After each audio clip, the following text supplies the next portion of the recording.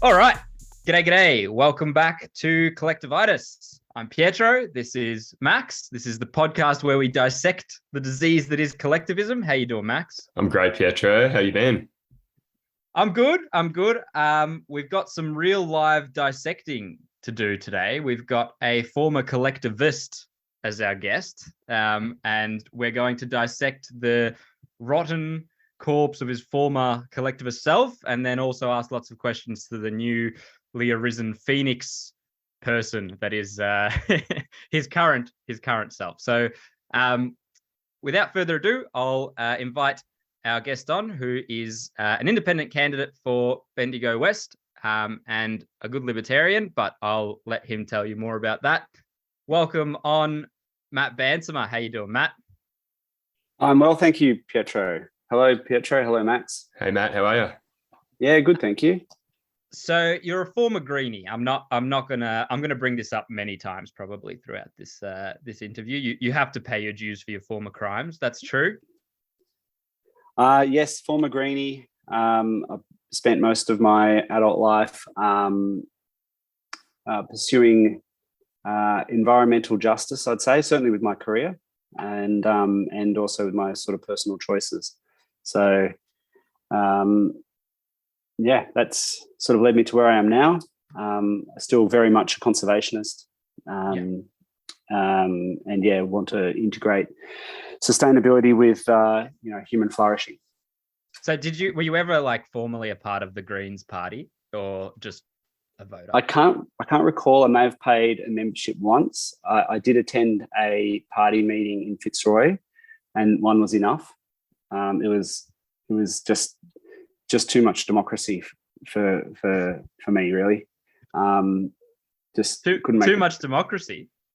Yeah, well, it's just like I couldn't agree on anything. Ah, right. I get you. Yes, when you say one was enough, you mean one meeting was enough for you to walk out and say, I'm not joining them? Well, look, I continue to do how to vote cards. So I did, the last one would have been Kevin 07, I think, handing out how to vote cards in Western Victoria and a very safe Liberal seat there. So Malcolm Fraser's old seat. So yeah, that was my last political activism with the Greens. So a fair while ago. And then just since then, I moved from, started my career in river health and catchment management, and then moved to water recycling, wastewater treatment and water recycling, and then sort of made my way into renewable energy, which is where I am now. So, So the reason I asked was because, I mean, obviously I know your views now, and I do believe that we align more than we don't, and you're very libertarian now, and your views certainly align with a lot of what we think of the way the world should be. So it's kind of hard for me to compute how you used to be a former Greenie. And the reason I've come up in my head is it because you just look so much like a Greens candidate that you just thought, I have to go here. I have to, like, you just woke up and looked at your adult self in the mirror for the first time. You're like, I guess I'm a Green.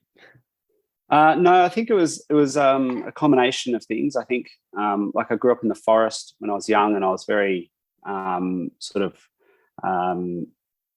a bit of a loner when I was a kid. So I spent a lot of time in the forest, and so I sort of identified early with, that's not entirely true. No, like I think I was probably right wing up until 14, and then I got corrupted by the education system, English teachers, and then I did history in year 11, I think, so I could have a spare period with my girlfriend, and so I did history instead of chemistry, which is silly, and that's where I really got indoctrinated into the more left-wing sort of ideology, and then sort of became, I guess, a bit of a nihilist and as a young man, and then found eco-nihilism, which was where we place the environment above humanity, and then you place yourself as the protector of the environment such that you are morally superior to all other people, and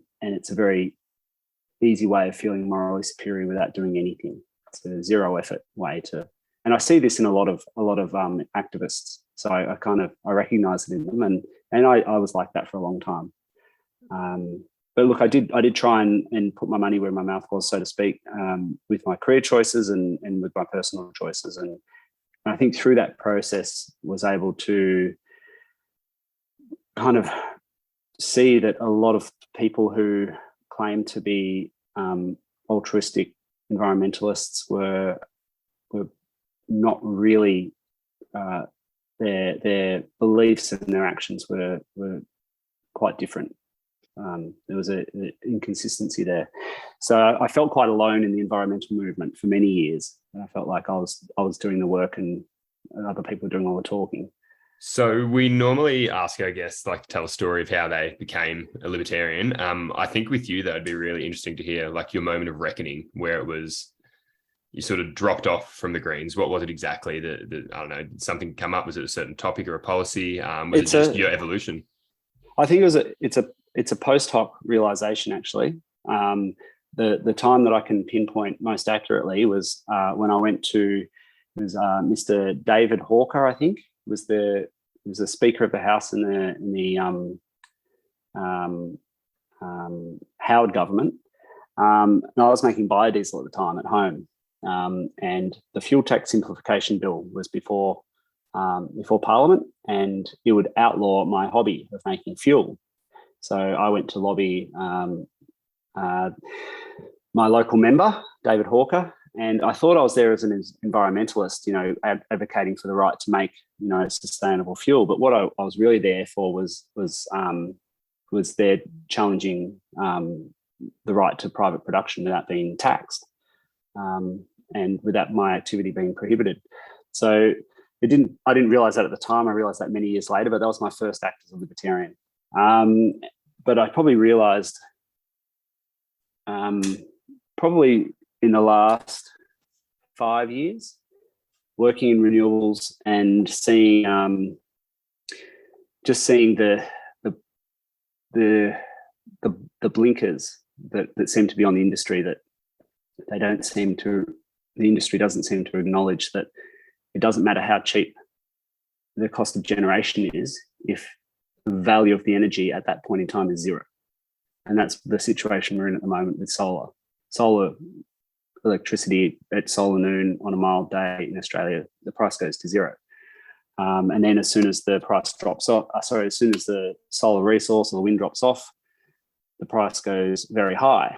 And, allegedly the market is price gouging, or the generators are price gouging there. Whereas it seems to me they're just participating in the market that's been set up for them. And if we use price as a signal, that suggests to me that we need more reliable generation rather than less. And I just saw that there's this completely different way of looking at it, the market approach versus how we want it to be approach. And it just became more and more uncomfortable to ignore that. And also working in R&D and in solar in general, seeing that the amount of money that was pushing infrastructure in a particular direction. So you probably have quite a insightful insight, I suppose, into the renewables energy push, because the thing is that libertarianism or the free market or whatever you want to call it doesn't necessarily criticize renewables. If anything, it's something that we would encourage. I'm still, despite everything, a big fan of renewables. And it seems to me like the best sort of combination of energy sources would probably be a combination of pumped hydro, solar, and nuclear. Well, I think that's a lot of the problem with it is it's like you were saying earlier, it's the mentality is environment above everything. So they're completely ignoring economics. They're completely ignoring just how sustainable it actually is. It's there's a lot of virtue signaling going on, obviously. And it's weird that nuclear is just continually ignored. We've brought it up before. There's a lot of personal interest or gain to be made, I think, from solar and wind. And then you've got state government at the moment trying to create our own state-run energy. which is, yeah, we don't like state-owned things, do we, Pietro? No.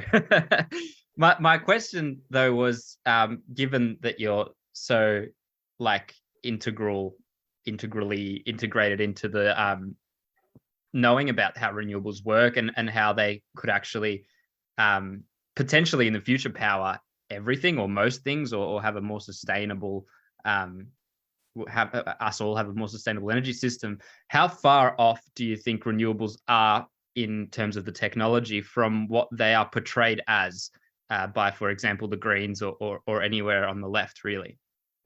So there's I'd say broadly three issues with solar in particular. One is that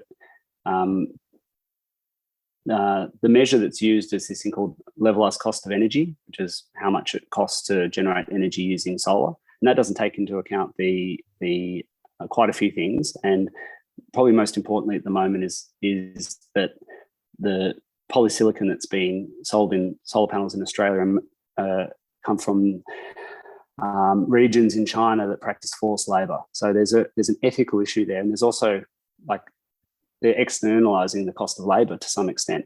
They're also being made using coal-fired power, and that's why they're being made in these regions, because there's a lot of coal there. And they don't necessarily have the same sort of environmental protections that we would require companies manufacturing in Australia. So we're really externalizing a whole lot of things there: labor, carbon dioxide emissions, and pollution in general. But like, if you listen to the Greens, or not just the Greens, but any sort of environmental left, even in the US, whatever, whoever they may be, the argument right now is we need to cut coal, we need to cut gas completely, as if renewable energy systems are in a position that they could replace them if, you know, just if people weren't so greedy, or if the corporations weren't so entrenched in government. And like, how true is that renewables are ready to take over? It's just a matter of, you know, getting the right people elected, or the will of the population. Are they actually close in any regard? They can be a part of the solution, and they will be a part, I think, of our future energy mix. The issue is there's so many market distortions, like the idea that that rooftop solar is basically sold at a fixed price to the market. So there's no market incentive to develop baseload renewables when they enter the market at a fixed price. Because if they entered in at the spot price, then they'd be selling the electricity for zero or even negative prices, which sometimes occur. So there's a special treatment there, which is stunting the development of baseload capable renewables. Now, some people would criticise my use of the word baseload. I don't care. People who say both baseload is a myth is they're generally ignoring the fact that the load is determined by the user, not by the generator. Ultimately, there is some elements of additional demand being deployed specifically to address the inflexibility of the generator, but generally, and there can be optimizations there with load shifting and the like, but generally, renewables at the moment cannot do baseload.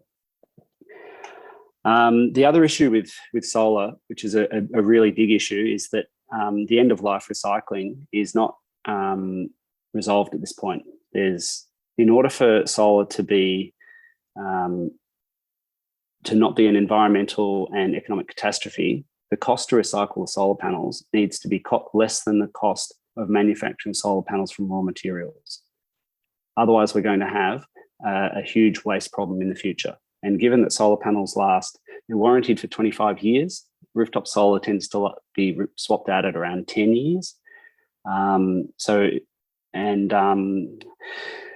Utility scale solar in the field, they're going through their O&M spares very rapidly.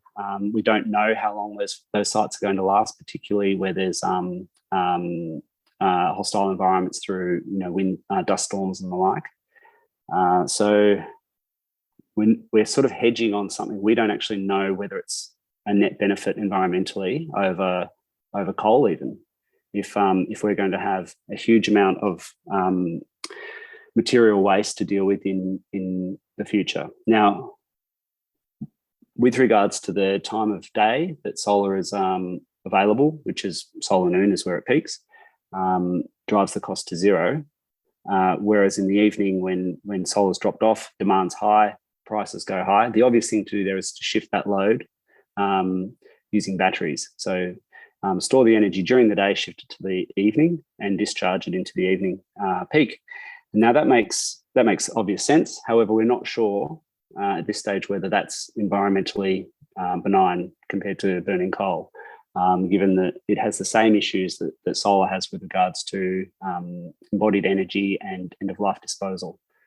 So these are the things which are really being ignored in the conversation about solar and batteries. Now, I haven't really mentioned wind here because wind is actually more problematic than solar in that wind is less predictable and it produces energy far in excess when you don't need it and then drops off to nothing when you do. And this is because the energy available is proportional to the cube of the wind speed. So, and the life cycle of wind turbines is not good at all in terms of embodied energy. So we really haven't solved the waste issue. We haven't solved the value of energy issue at all when it comes to renewables. And when you take all those things into account, the only thing really stopping nuclear is the prohibition. And this is why I think there's such strong opposition to lifting the prohibition, because if the prohibition is lifted and if we internalise the costs, remove subsidies, remove fixed prices, and remove legislated targets, it's almost certain that nuclear is going to be the lowest cost source of energy. How green do you think nuclear is? Nuclear is phenomenally green. So due to the energy density of the fuel, it has the lowest impact with regards to resource extraction, mining, and with current demonstrated in operation technologies, we can extract almost all of the energy from the fuel. The idea that we have nuclear waste is absolutely a thing of the past. We can reprocess and extract almost all the energy out of the fuel.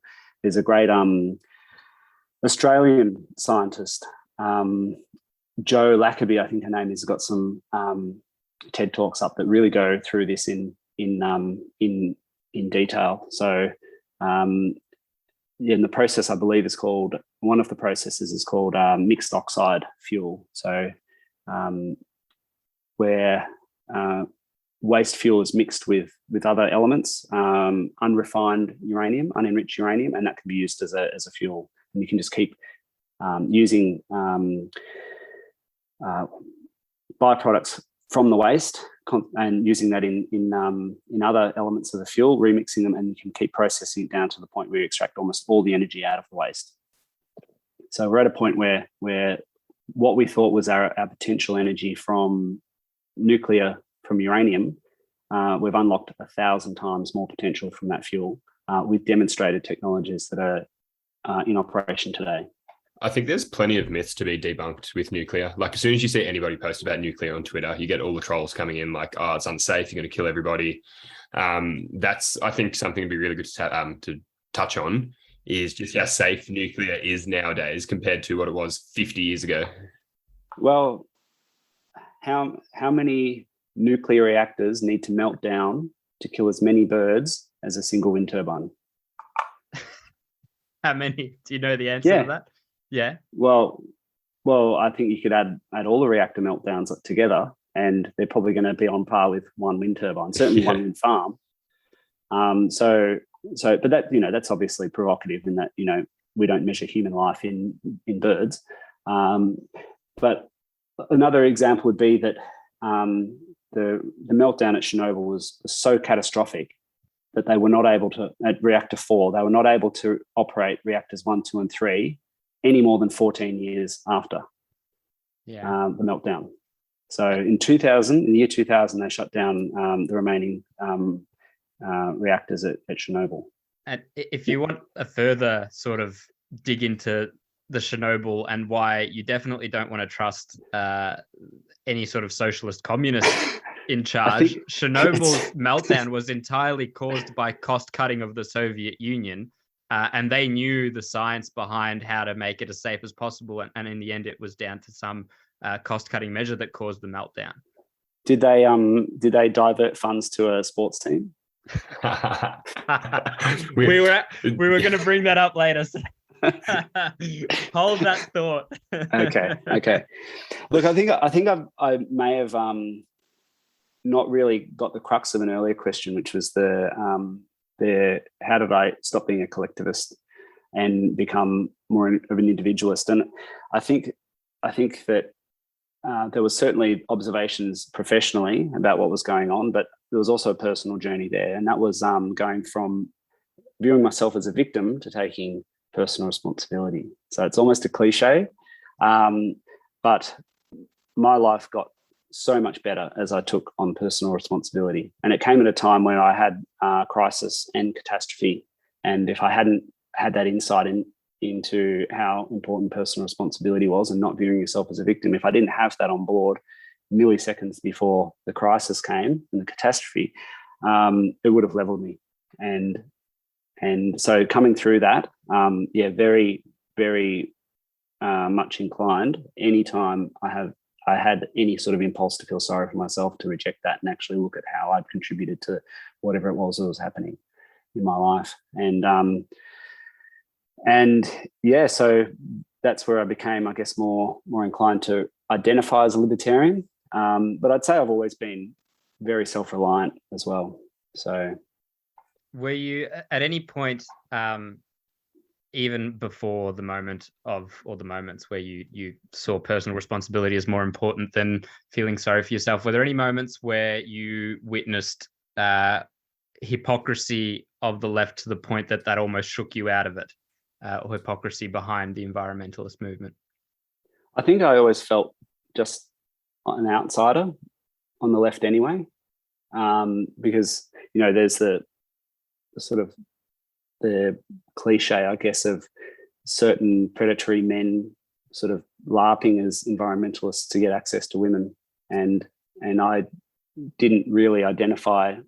I found that sort of quite off-putting, and it certainly wasn't me. And being an environmentalist certainly didn't get me laid, so wasn't a shtick that I was really working. But yeah, it just seemed. And it seemed like it's like, I want somebody else to solve these problems. I'm not going to do it myself. I'm just going to be an activist. And I guess whereas I, and many people do also, pursue a career as I did. So I sort of focused on seeing where I could make a difference. It's kind of tempting whenever you approach any of these sort of big issues, such as, as it's touted, the collapse of the environment. It's very tempting to really simplify the issue for the sake of yourself. Like, okay, the Greens Party, for example, but I'm sure lots of environmentalist groups, all of the problems with planet Earth, with the environment collapsing, with whatever it may be, that the calamity that they profess is caused by greedy businessmen, or it's caused by the politicians in charge currently who aren't doing X, Y, and Z. And it's clear that it's clear with any amount of nuance and introspection that this is not true, but it's very tempting for someone, especially if you don't have the time or the inclination to get actually educated on the topic like you have, to go, well, I can be an activist warrior by fighting this really simple battle and voting this really simple way.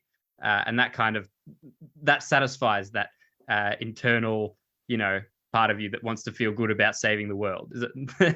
Does that ring true about what you saw, or the people around you that you saw? Look, I think it's cheap virtue, and probably indulges our inclination to sort of self-flagellate and also flagellate others. Probably more so the latter there, really. So, and it.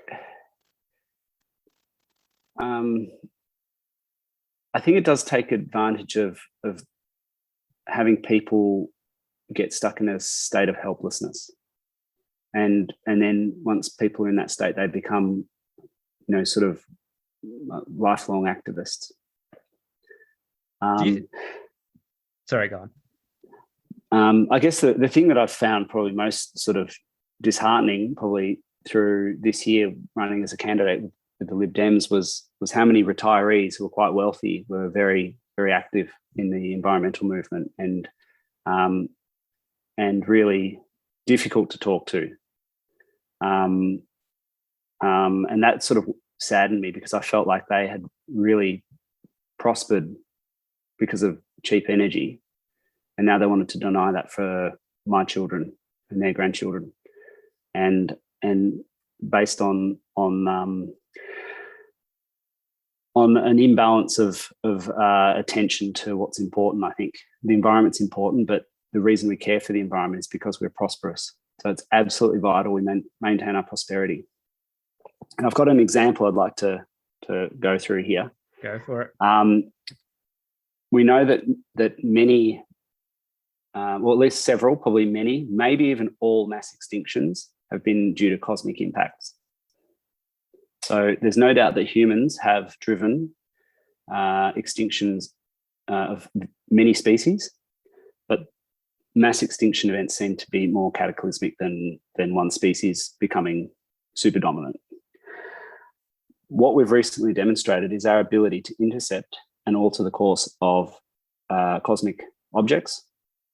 So that means that we have recently demonstrated for the first time in the history of life the ability to protect Earth from the greatest threat to the planet, which is cosmic impact. We've demonstrated that we can do that. And now that we've demonstrated that, we are responsible for all life on Earth. It's on us. That's what we've taken on, whether we chose that or not. You know, that's what we are now. We're the protectors, and we are absolutely obliged to maintain our ability to maintain and develop that ability. So when you say cosmic protection, you're talking asteroids and that sort of cosmic event. Is that what you mean? Yes. Anything that could strike the Earth and cause a change to the habitability of Earth, whether it's through changing the composition of the atmosphere or whatever it is. Or like a few weeks ago, like shooting rockets at comets to stop them from potentially hitting Earth. Well, that's the thing. Yeah. That's what we've demonstrated. Yeah, that's exactly. The technology. We are the people now. We are the species that has taken on the responsibility of protecting Earth. So I think that's something that has really been lost on the environmentalists, who still think that we are driving, you know, cataclysmic, apocalyptic climate change. We're not inherently a virus on the surface of the Earth. We are good, and we are capable of good things. And yeah, like I said, if previous mass extinction events were from cosmic impact, which, you know, the dinosaurs were, we know that the mass extinction event at the Younger Dryas was almost certainly cosmic impact. Then, and many others may have been. We don't have the records to prove either way. If mass extinction and apocalyptic sort of change on Earth is what we're concerned about, then we need to maintain this capability. Let me swivel back then to something I was going to ask before. Given this view of the world that many environmentalists, and when I say environmentalists, I don't mean you, I mean like the political environmentalist class have. So we were talking earlier about how renewables, for example, wind and solar, are far less effective than something like nuclear, and nuclear is in fact better for the environment comparably than these other much two. Better. So it does have limitations. So I think a mix and a market. The best way to choose the mix is not by fiat. It's by freeing the market. So yeah, we could have quite a diverse mix of energy sources if we let the market choose. And almost certainly that would be the case, especially in the beginning, if the market were left to be truly free, while, you know, it was explored exactly how much was financially viable and beneficial for people. But my question was, there must be some among the activist environmentalist class who are well educated enough to know this fact. And you would imagine they would be among the leaders, the ones who are pushing the movement, who are leading the movement, who are guiding the movement, or at least some among them. So why do you think it is that there is this, ban and it's taboo to talk about nuclear when it's demonstrably better compared to these other systems? Look, I'll quote some internet statistics that I saw today as a white pill. 75% of Germans are now pro-nuclear. Now, amongst the environmentalists, the Germans are freezing. That's why they're pro-nuclear. Yeah. Okay. So they're under duress. All right. But amongst the very environmentalist Greens, it's 60-40. So they're still in slight opposition, but it's nearly 50-50 there. So that's in Germany. Now, with regards to why environmentalists oppose nuclear, you've got to go back to like the 50s and 60s when nuclear was first being developed and is being touted as basically being unlimited energy. We're going to unlock the atom and have a lot, energy too cheap to meter. And what was sort of dominant then in terms of economic theory was, have you heard of Malthus? I'm sure you've heard of Malthus. He's an economist who hypothesized that populations are constrained by resource constraint. Okay. Now, I may butcher this, so please forgive me if I'm not getting this exactly right. But if you have a population that's constrained by, say, access to water, and then you unconstrain that resource, they have access to water, then the population will grow till it reaches the next resource constraint. That might be food, and so on. And energy was the next resource constraint. So unconstraining energy, the environmentalists hypothesized that if we unconstrain energy, then we're going to have unconstrained population growth and it's going to destroy the planet. So the environmentalists were very ideologically opposed to nuclear, not necessarily because of the risk of accident or radiation and the like, although that was what they latched onto. Yeah. It was actually because they were concerned about overpopulation, and they haven't really let go of this. And this is why you might hear the prerogative term Malthusian in reference to environmentalists, right? And it's a reference to their anti-human beliefs. Okay. There's too many humans. We need the Earth would be better off without us. But what actually happened when we unlocked energy, whether it be in fossil fuels or in nuclear energy, or there's many countries that actually, through convenience, actually have other very, like geothermal or hydro energy. Having access to cheap energy led to prosperity, and people who are more prosperous tended to have smaller families. So there was this, I like to refer to it as we found the escape hatch to the Malthusian trap. So, and that is energy. Energy unlocks the trap. Energy liberates us from our destiny of being poor. So you think that at the heads of these environmentalist movements, potentially those who are aware of the benefits of nuclear are still Malthusians, and that's, for the rabble and the activist class, it's enough to say, nuclear bad, nuclear this or whatever. Yeah. But that's what's driving the ardent opposition from those heads. Yes. So, like Australian Conservation Foundation, they've got their nuclear expert, and he's an anti-nuclear expert. He's an expert on why nuclear is bad. And if you drill down far enough, it's humans are bad. Right. At the base of pretty much every argument against nuclear, it's humans are bad. Better off with less of us. Yes. Gaia is good, we're bad. What was that? Sorry. Gaia is good. Oh, Gaia is good. Yeah, of course. I think there's a lot of alleys we can branch off with all your points, but one thing I do want to circle back to a little bit is a little bit of the hypocrisy with solar panels. This is going back a long way now. With solar panels, you said that they're being built in China and it uses coal to build them, to manufacture them.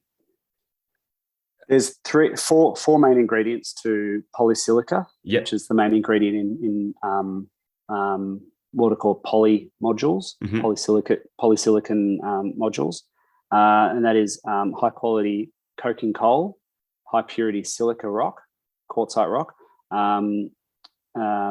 cheap energy, cheap dispatchable energy, and labour. So the areas where polysilicon is made, they have access to cheap coal. Basically, the polysilicon plants in China are located close to the coal mines. So you got a coal mine, power station, polysilicon plant, and they've relocated populations of Uyghur Muslims to these places to work. And there's serious issues ethically. I would encourage anyone to just look at the Wikipedia page on the Uyghur genocide, UYGHUR, and it's all the things which have been done to people throughout history that we know we shouldn't be doing. So that's a serious issue.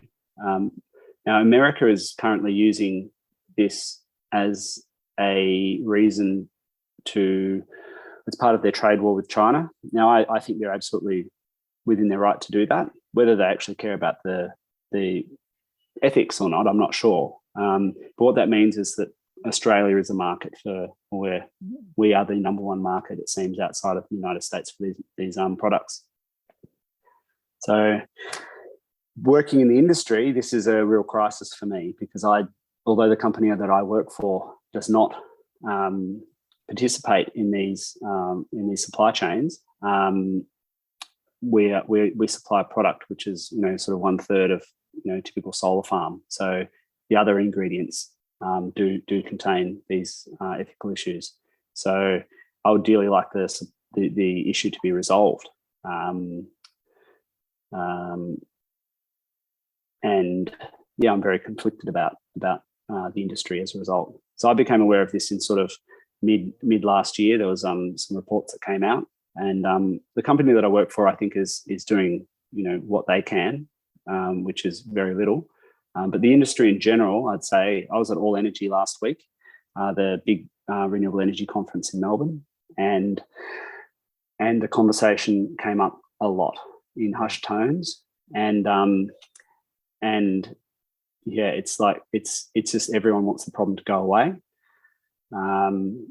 My feeling is that, and this is quite maybe a bit of a black pill, is that rather than these labour practices being stamped out in the Uyghur Autonomous Zone in China, it's more likely that the sorts of technologies which are being used to control the population there in terms of facial recognition and social credit systems and the like are more likely to be exported than stamped out. So that's sort of the feeling that I have, is that they're more of a proving ground for technology to oppress rather than an outlier in the global supply chain that needs to be eradicated. So obviously there's a lot of ethical problems in a lot of that. I guess the point I wanted to touch on, though, is it counterproductive for the environmentalist movement to be like using coal to manufacture a solar panel, or the manufacturing of wind turbines, for example? Like, that would surely use a heap of energy and resources to build, locate, transport. So there's embodied energy is the word you're looking for there, I think. Yep. How much embodied energy is there in a solar panel, and how long does it take to repay that? Yeah. And that depends on quite a few things. Like, if you have a wind farm that has a very low wind resource, it may never repay its embodied energy. And likewise with the solar farm in Victoria, it's going to take longer to repay its embodied energy than one in Queensland. Now, there's a lot of variation in the numbers in terms of how many years it needs to be in operation before it returns on its embodied energy. So, numbers between 2 years and 6 or 7 years, and that for solar. So, that's not necessarily a bad thing. If the solar farm operates for 25 or 30 years, it's got a reasonable run time of positive returns. But you also need to take into account the end of life disposal.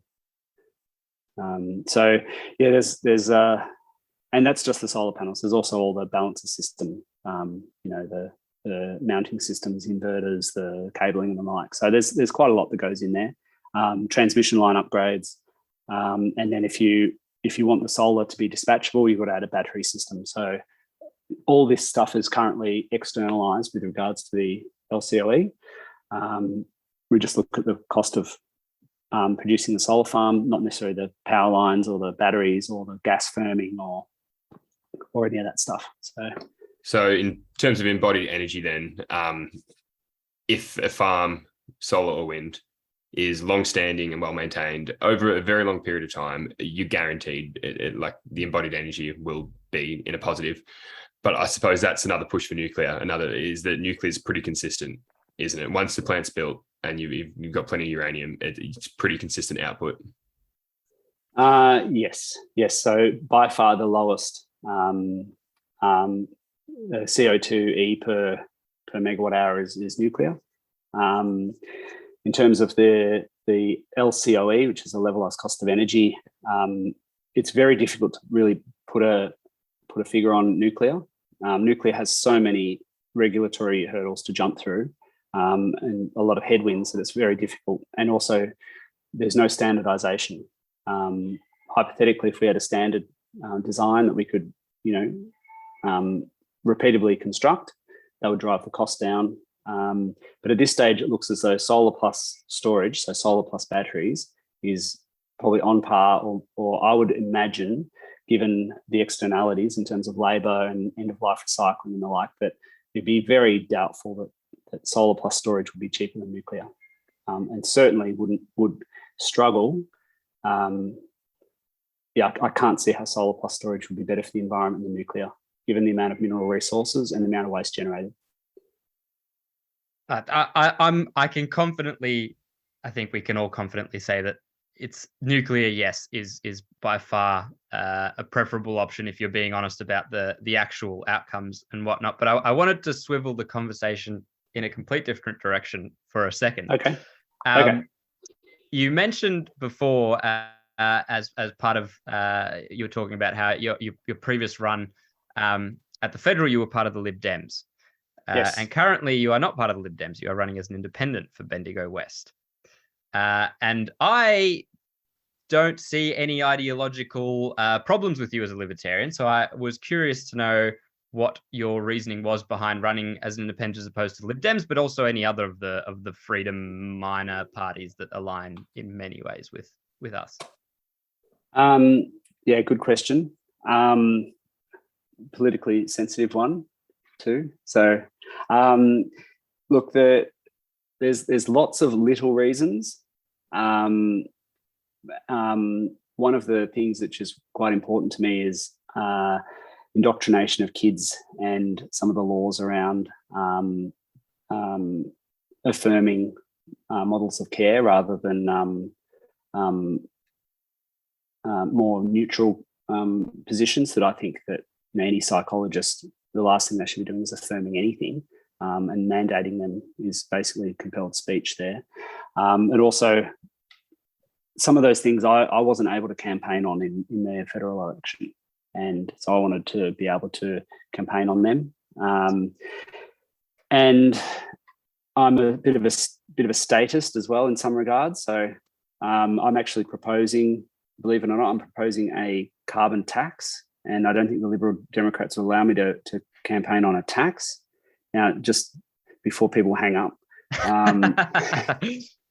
the proposal is for it to be revenue neutral. So it's returned to the people. The government doesn't go to general revenue. The government doesn't need to spend any of it.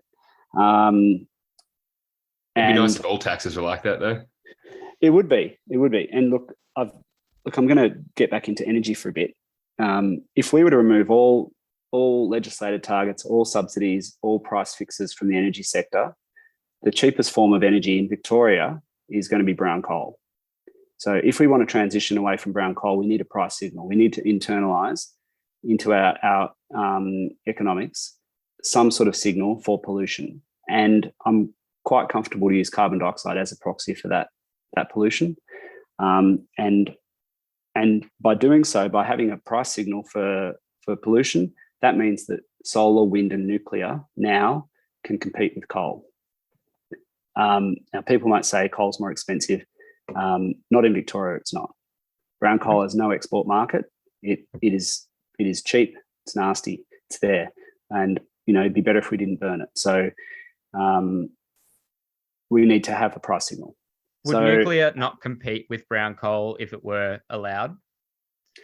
If in a completely free market where we had no activist shareholders and and the thing is, I think the carbon price signal or a pollution price signal is actually a libertarian thing, because what we're doing is we're accounting for the harm, or we're internalizing into the cost of doing business an external harm, and there's a do no harm principle in libertarianism.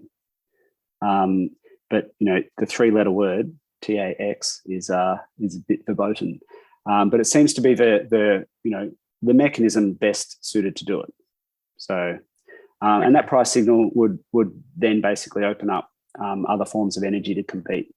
And a free market, I think, would probably experiment, take a risk, and we'd see what happened. I think we'd get a mix. And I believe that the mix that would work out in the end would be solar combined with pumped hydro, which would do basically your daytime peaks, load shift the solar into your evening and into the morning, and then nuclear for the base load.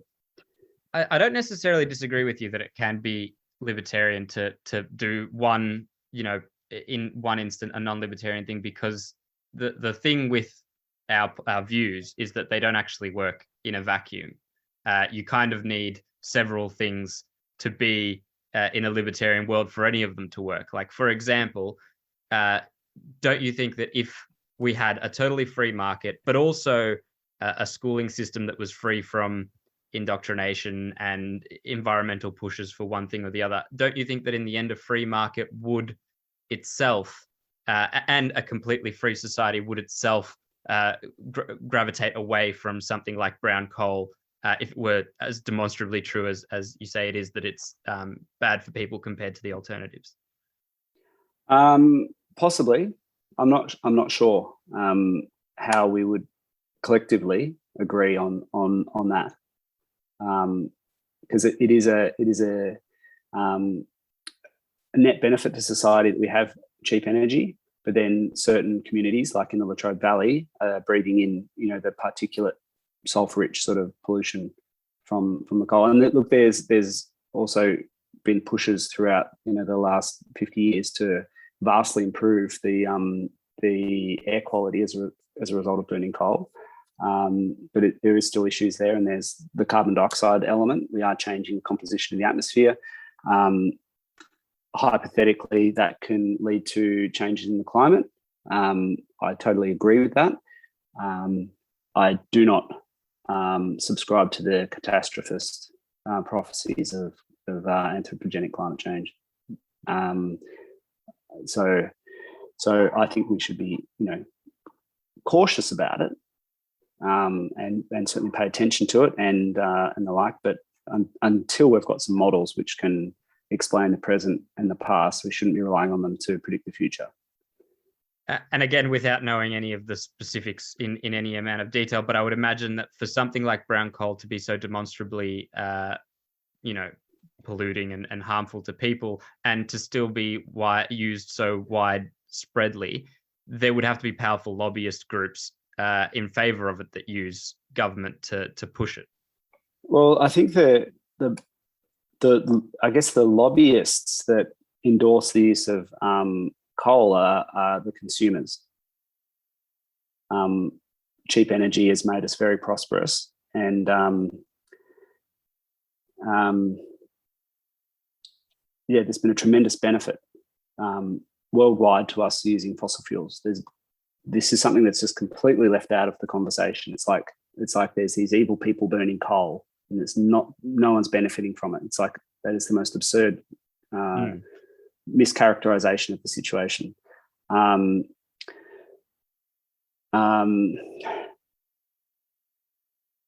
but there's no doubt there has been certainly localized harms, and there is the hypothesis that we are changing the composition of the atmosphere. So, in terms of, so might need to get you to repeat your question there. I think I've wandered off. Well, my question was, don't you think there are lobbyists behind something like that if it was so demonstrably harmful? Like the fact that it's so widespreadly used, if it is so demonstrably harmful, signals to me that there has to be some use of government power to give this these corporate interests the permission and the sole use to. The thing is, like in most countries, certainly in Australia, these power stations are built by the government, so they weren't built by evil capitalists. They were built as nation building exercises to benefit everybody, and it's irrefutable that these power stations have benefited everybody. What I find kind of shocking is that the last time we had any baseload generation built in Victoria was in the 80s. And I think that really indicates the fact that we haven't added any baseload generation is because we've allowed our manufacturing offshore, which is to our detriment, massively to our detriment. We're potentially in a situation now where we don't have the skill set to replicate now what we have, which is a really sad and very unfortunate state of affairs. I don't know if we've quite gotten that far, but like the town where I live, there's the history of this town is that they built sophisticated high-tech systems for the Australian energy sector back, dating back to the late 1800s, and all that knowledge is lost now. The tech schools are closed. All of the manufacturing has gone offshore, and it's like we don't even know what we've done. We don't know what we're capable of, or we were capable of. But in terms of who benefits and the lobby groups and the like, I think the community. I think we've got the most powerful lobby group at the moment would be activist shareholders and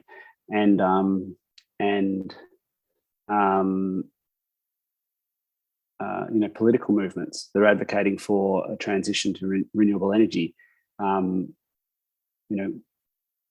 all costs. And so it seems as though, as far as I can tell, the proponents of the old way of doing business are really on the back foot. I don't think they're powerful at all. Right. Look at what's happened with the Victorian netball team, for example.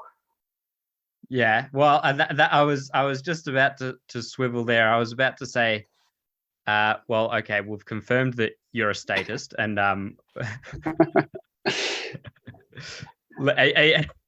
you content with that, or do you want to defend yourself one more time? The statist thing, look, I don't mind. The issue that I don't necessarily have an issue.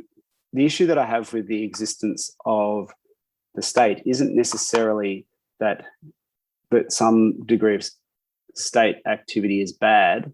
It's that it's inevitable that the state will grow to a point where it metastasizes and takes over. Yeah. And that's what we're seeing at the moment. So we all remember, a time in the past when state was constrained, and we were relatively free. But it seems like the inevitable conclusion is that I guess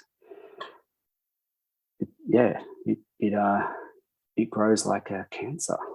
Well, so I suppose there's three fights you can take against the state growing, and the first one is like just go with it, and you love having an overbearing state. The second one would be probably your position, which is the state is growing, so let's work with it and make it as best as possible. No, that's not my position. No, that's not your position. Don't put words in his mouth, Max. Yeah. No, I'm. Yeah, the third position I think is probably closest. You haven't said it yet, but describe the third. Well, the third I was alluding to would be our position, which is to remove as much state as possible. Yes, that's where I'm at. Okay. Yes. So apologies. I thought your position was leading to being accept that it's coming and make the best of it.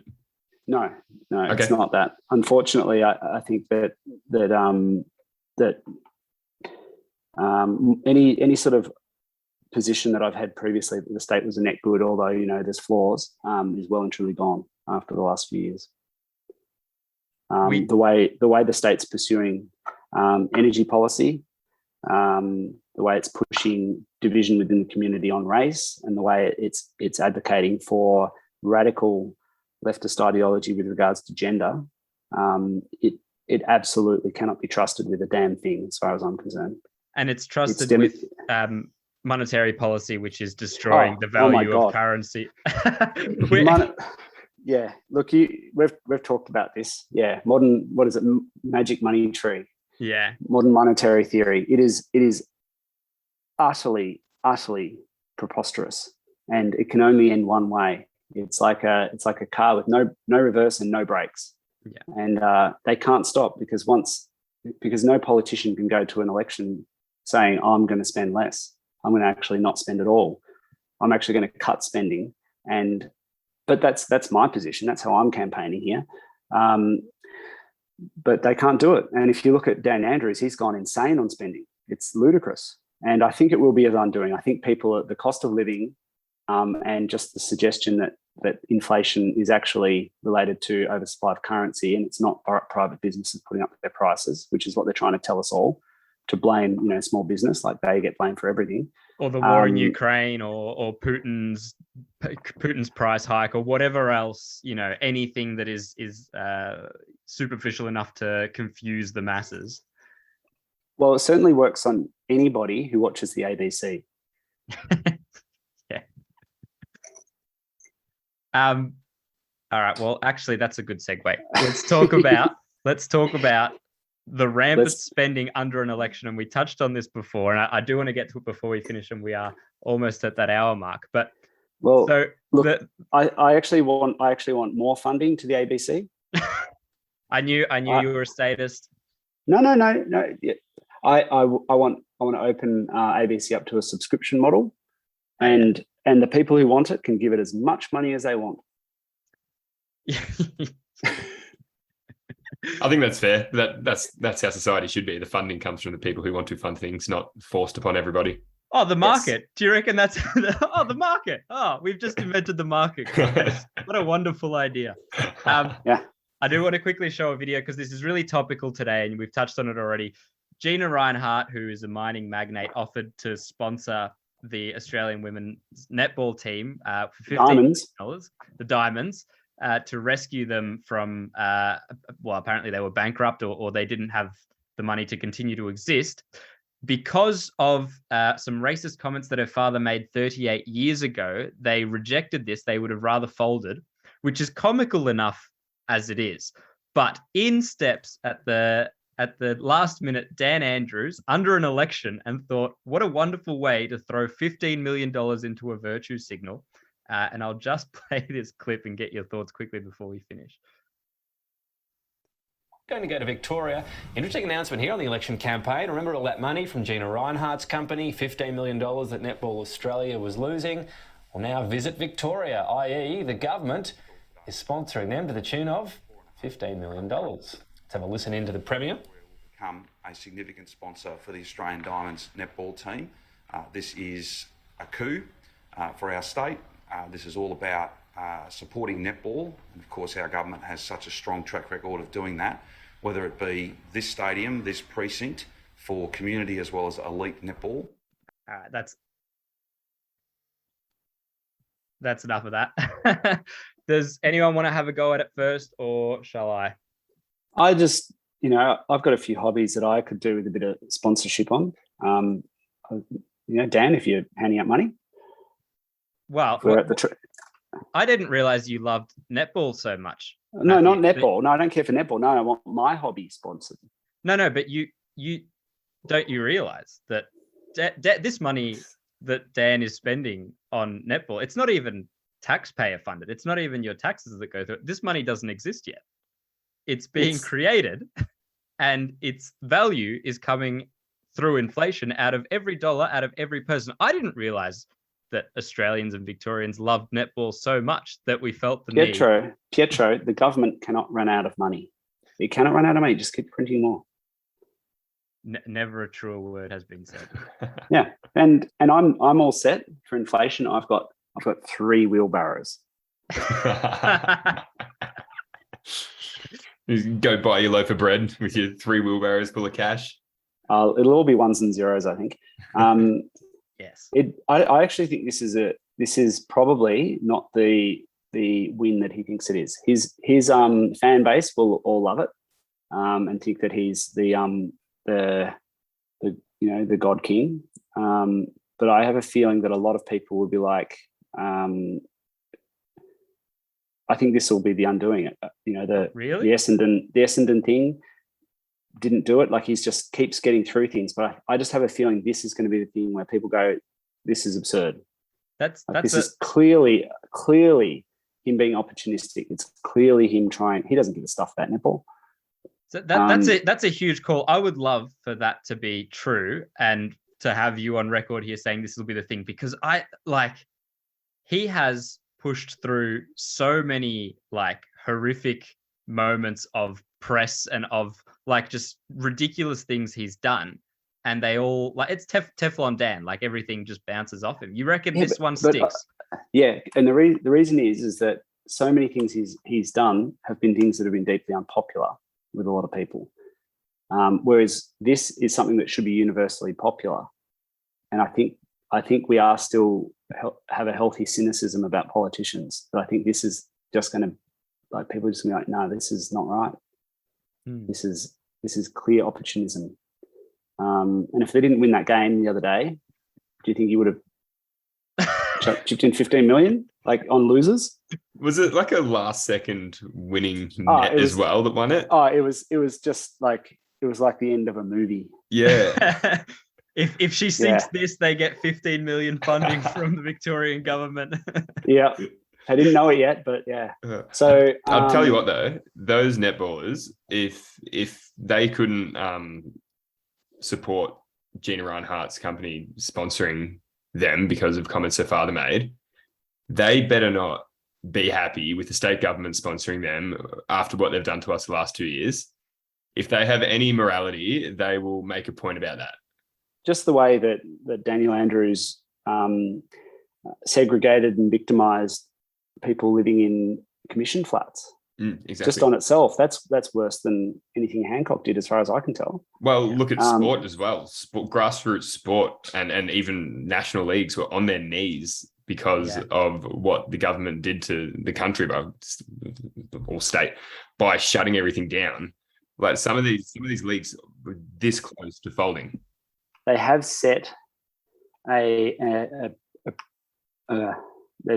set a precedent for what they consider acceptable and unacceptable, and it'll be interesting to see how they consider Daniel Andrews' ethics compared to Hancock's. Yeah, and I have a feeling that that it'll need to be repeatedly pointed out to them.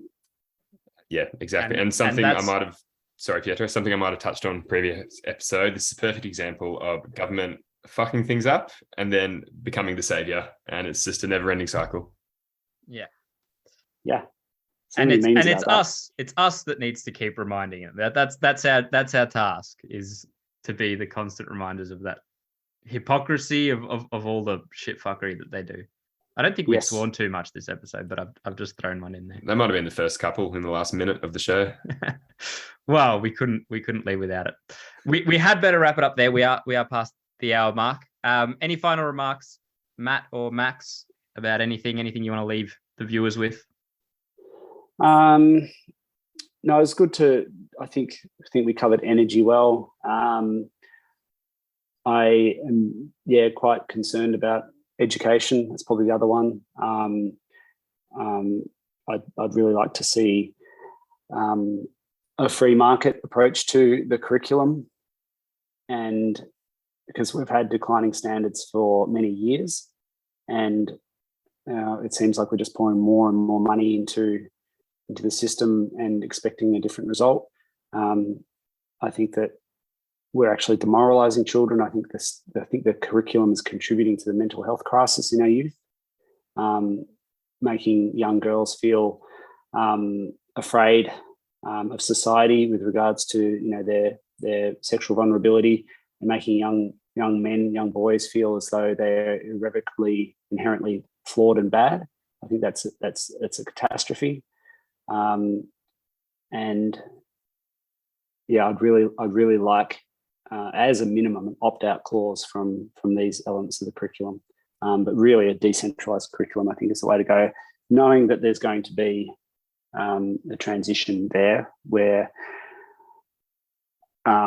schools experiment. But generally, I think any school that teaches the fundamentals will do well, and any school that teaches the ideology will not produce good results. Yeah, because it seems to be that's the common element, is the ideology. It's driving the shit results. I'm super on board with you there. I mean, and even if it isn't the ideology, even if the results were good, the ideology being, that's pervasive throughout the whole curriculum is wrong and hurting in a different way, even if, say, the educational outcomes were good. Look, the thing that's most odious there is that it's by design. Like, if you demoralize kids, you turn them into activists. No, it's absolutely, which makes it evil. It's absolutely evil.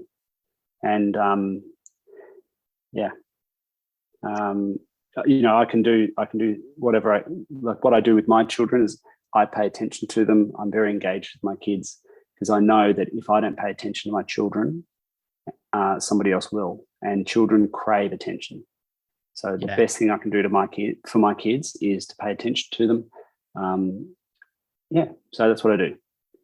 Yeah. Well, I mean, there's that saying, the left doesn't have kids, they have yours. So look, I had this debate with someone on Facebook, and the mask slipped, and they said, teachers know better than parents. Yeah. Yeah. And that's at the crux of it.